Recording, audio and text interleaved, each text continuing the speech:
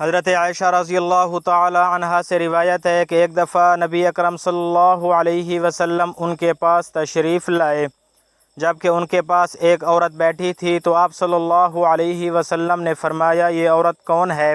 میں نے عرض کیا، فلاں عورت ہے جو رات کو سوتی نہیں۔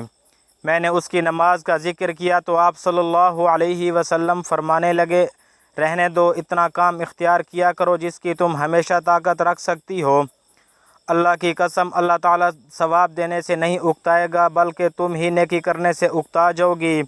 رسول اللہ صلی اللہ علیہ وسلم کو وہ دینی کام زیادہ اچھا لگتا تھا جس پر اس کام والا ہمیشگی اختیار کرے۔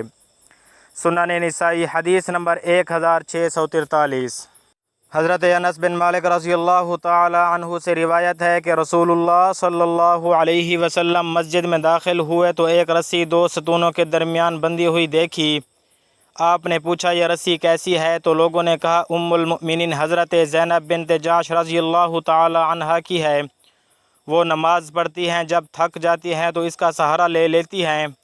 نبی اکرم صلی اللہ علیہ وسلم نے فرمایا، اسے کھول دو، تم میں سے ہر شخص اس وقت تک نماز پڑھے جب تک اس میں چستی باقی رہے، جب وہ سست پڑ جائے تو نماز چھوڑ کر بیٹھ جائے۔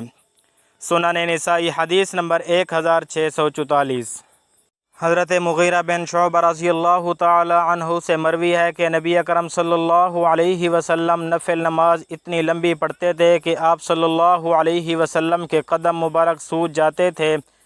آپ صلی اللہ علیہ وسلم سے گزارش کی گئی کہ اللہ تعالیٰ نے تو آپ کے اگلے پچھلے سب قصور معاف فرما دیے ہیں، پھر آپ اتنی عبادت کیوں کرتے ہیں؟ تو آپ صلی اللہ علیہ وسلم فرمانے لگے، کیا میں اللہ تعالیٰ کا شکر گزار بندہ نہ بنوں؟